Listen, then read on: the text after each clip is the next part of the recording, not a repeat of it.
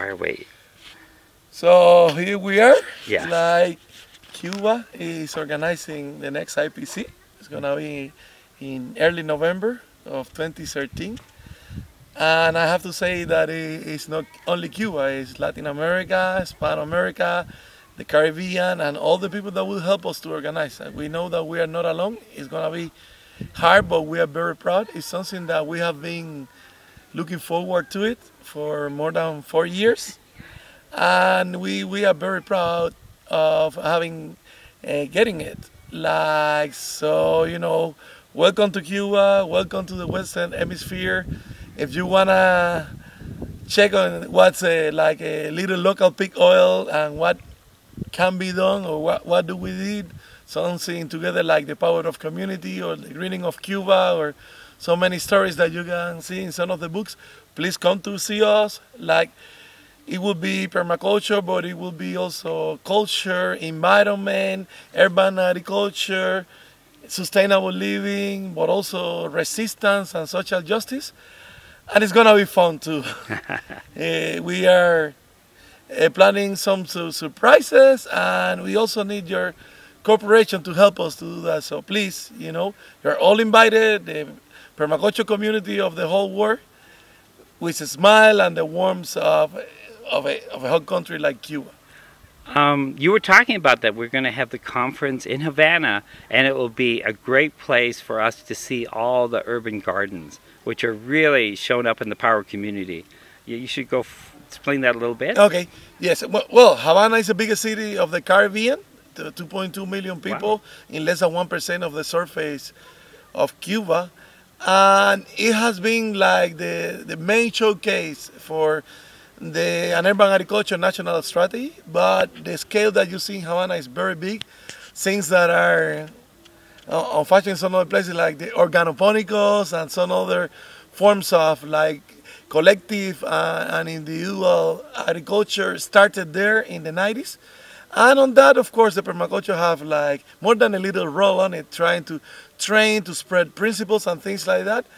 Havana is a very cosmopolitan city, full of culture, the ocean, and so we think it's the ideal place to do the conference there for several reasons. One, like to have more public recognition for permaculture in Cuba, which is big, but we really want like to really push it with like big names coming to the country. We can also get access to like important persons of the government to get more ideas, and at the same time it contains all the infrastructure, rather technical for the presentations and from, you know, accommodations, and to have like a larger number of people.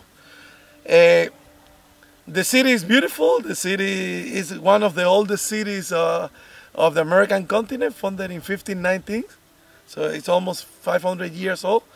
But at the same time, it's used to hold big events, as big as the non-aligned countries summit in several years, or environmental and different things. Nevertheless, the premise we like big but different, and we will try to stick to that. You know, I mean, dignified, efficient, nothing very fancy, and a little bit of everything. Okay. And how have you liked the IPC conference here in Jordan? The special place we're in right now, eh?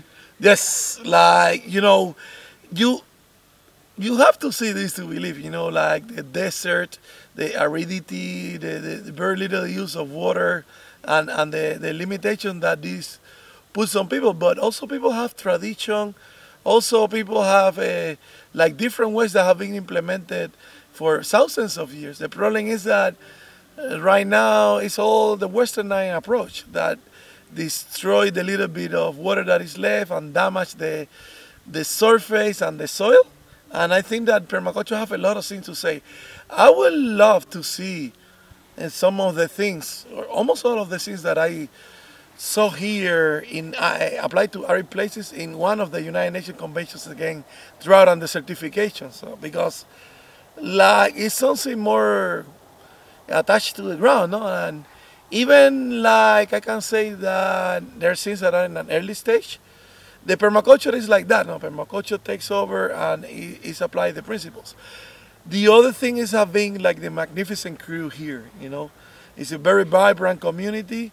I think that the second or the third or the fourth, the young generation is right here, and it's people that they're doing a lot of things on the grassroots, and it's always very, very invigorating to have a convergence, to see like how many people cities are doing, and to unify criteria or not, or simply just to get to know that. And in this environment is mystical. The desert, the sun, the mountains, the sunset, the camels, and the date palms, you know.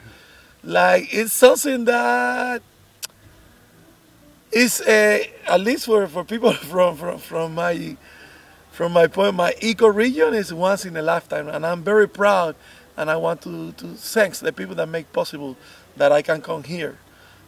Not only for that bidding, but also to share our modest achievements, but from a personal point of view, it's very, very important. Okay. Well, thank you so much, Roberto.